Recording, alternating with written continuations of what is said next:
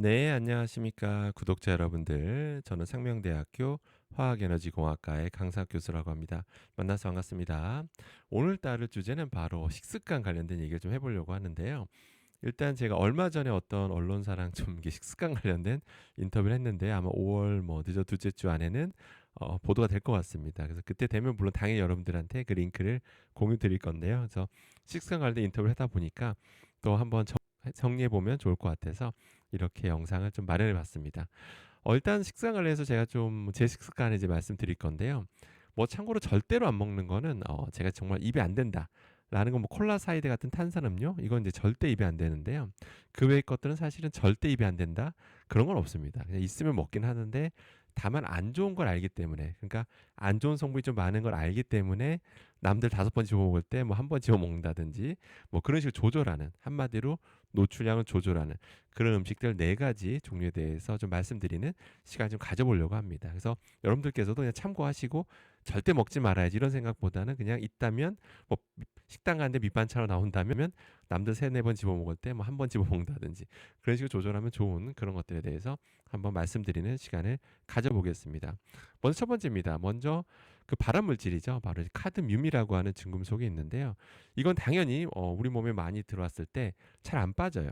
축적이 잘 되다 보니까 암을 유발하는 게 명확하다 보니까 전 세계적으로 관리하는 그런 중금속입니다. 당연히 우리나라도 관리하고 있고요. 근데 우리나라 조사 결과 카드뮴 발암물질 농도가 가장 높은 게 뭐였냐면 안타깝게도 굴이었습니다. 뭐 굴하면 검색하면 좋은 얘기밖에 안 나옵니다. 사실은 뭐 굴하면 당연히 좋은 성분이 많은 건 사실이에요. 그거 자체를 부정하는 건 아니고요.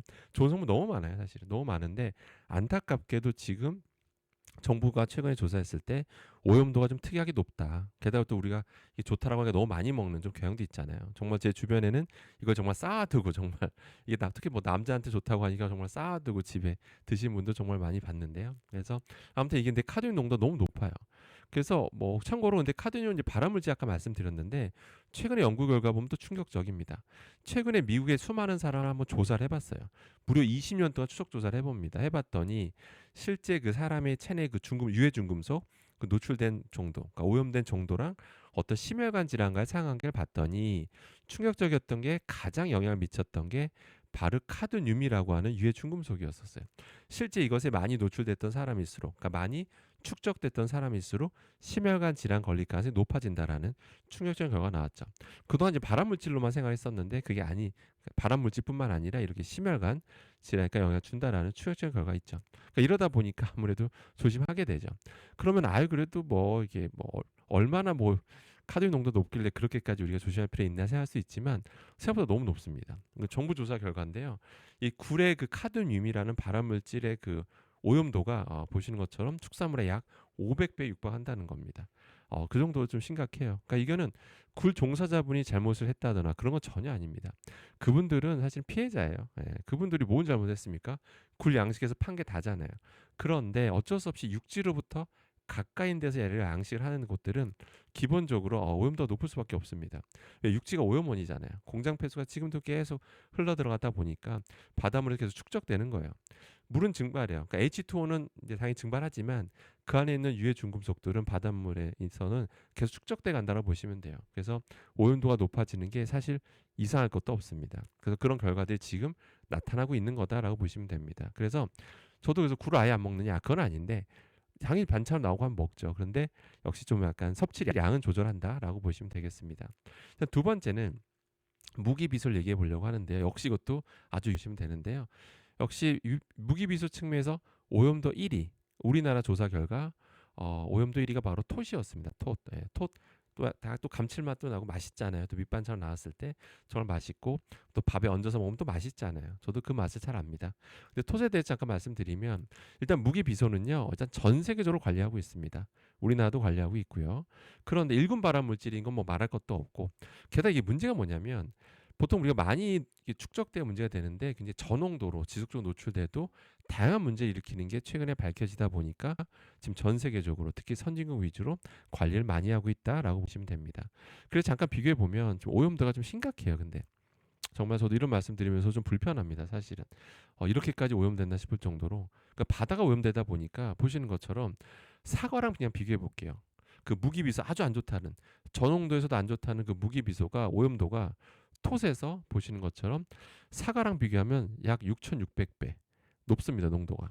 소고기랑 비교해도 6,600배 높습니다. 그러니까 심각하죠. 예, 그러니까 바다가 오염돼서 나오는 현상이다. 게다가 이거 역시 육지에서 가까운 데서 양식하다 보니까 그러니까 여기서 채취하다 보니까 이런 일이 벌어지는 거다.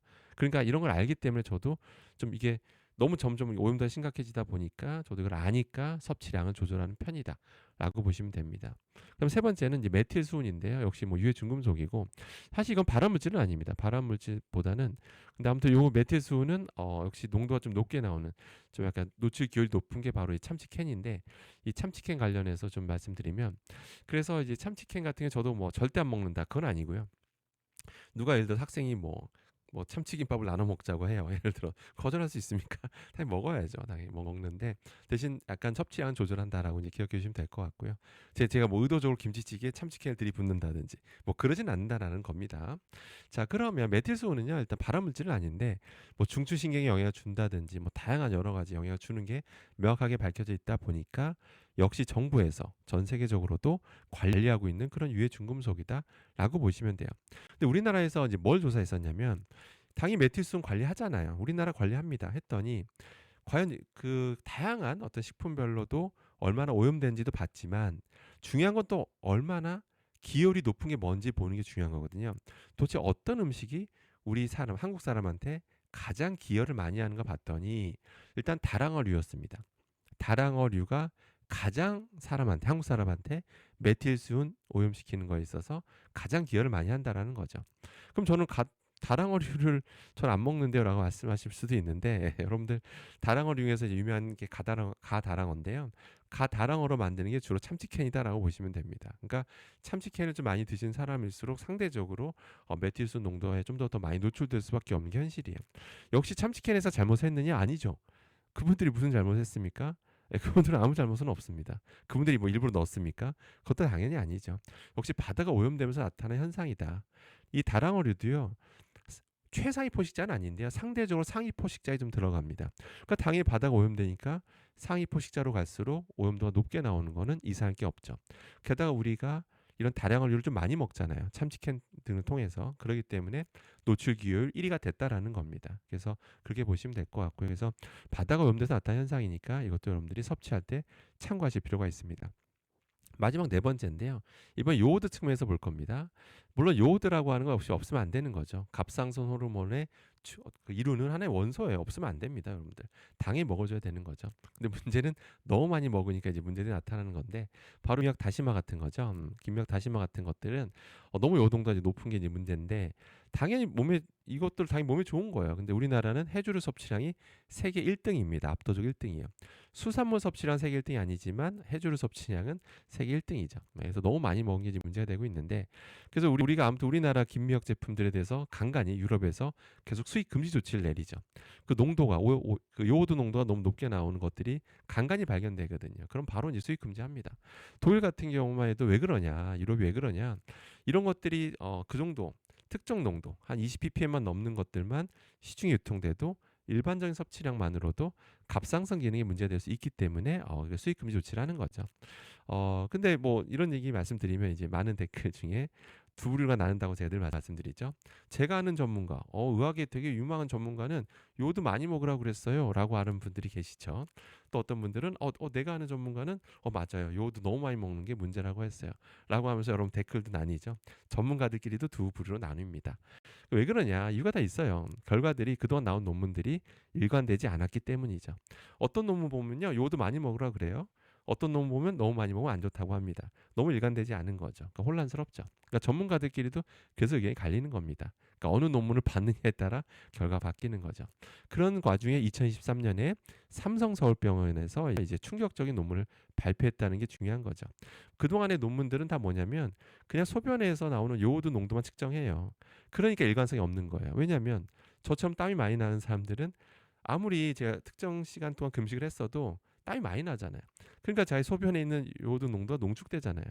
그 다음에 금식하기 전까지 물을 왕창 많이 마셨던 사람들은 당연히 영향을 주죠. 농도가 희석되잖아요. 그러니까 일관성이 없는 거다라는 거죠.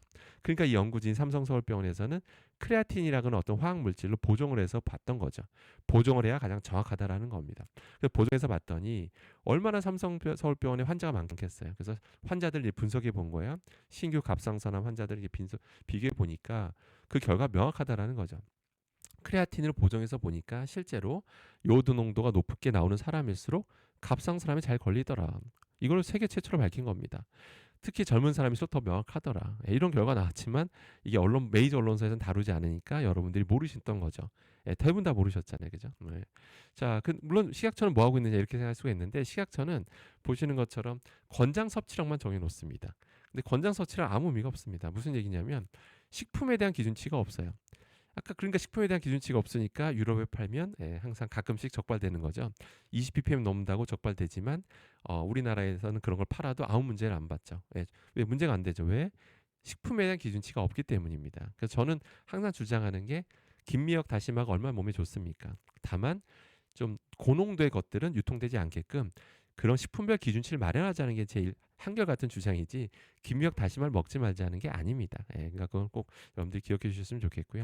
이렇게 관리가 안 되다 보니까 그래서 가급적이면 그런 미역국을 드시더라도 가급적 국물까지 다 쓰시지 마시고 그냥 건더기 위주로 드시는 식습관. 이렇게 팔팔 끓이는 과정에서 요오드가 좀 저감이 됩니다. 좀 빠져나와요. 빠져나와서 건더기 위주로 드시는 식습관이 더 좋다라는 거죠. 그리고 가끔씩 먹는 별미. 그리고 김 같은 경우는 정말 너무 맛있잖아요. 그러다 보니까 제 지인분도 이렇게 밤에 혼술하실 때 안주 뭐 드시냐고 여쭤보면 항상 김 4봉지. 그러니까 맥주 한 캔 드시면서 김 이렇게 뜯으신대요. 그런 경우 너무 이렇게 과하게 섭취. 그다음에 매 끼니 때마다 무조건 한 봉씩 먹어야 된다는 어떤 의무감. 이런 것들은 좀 아니다라고 봅니다. 왜냐하면 정부에서 관리를 안 하고 있기 때문이죠. 그러니까 여러분 김 한 봉지를 먹어도 이게 여러분이 얼마큼 요오드를 먹는지 여러분이 몰라요. 왜냐하면 전혀 관리가 안 되고 있기 때문에. 특정 농도가 넘는 거는 뭐 유통 금지한다든지 이런 게 있어야 저도 자신 있게 말씀드리죠. 여러분 너무 고농도는 유통이 안 되니까요. 여러분이 일반적인 섭취량, 뭐 하루에 김 한 봉지 정도는 여러분 절대 일일 상한 섭취량을 넘지 않는다라고 제가 말씀드릴 수 있을 텐데 지금 그럴 수가 없습니다. 저도. 네. 근데 언젠간 기준치가 마련될 겁니다. 그러다 보니까 저도 김미역 다시마 같은 거는 섭취량을 조절하는 편이다. 있으면 먹지만 너무 즐겨 먹진 않으려고, 그러니까 섭취량 조절한다라고 보시면 됩니다. 그래서 크게 4가지 오늘 다뤄봤는데요. 뭐 굴, 톳, 그 다음에 뭐 참치캔, 그 다음에 이런 어떤 해조류들 이런 것들에 대해서 말씀드렸는데요.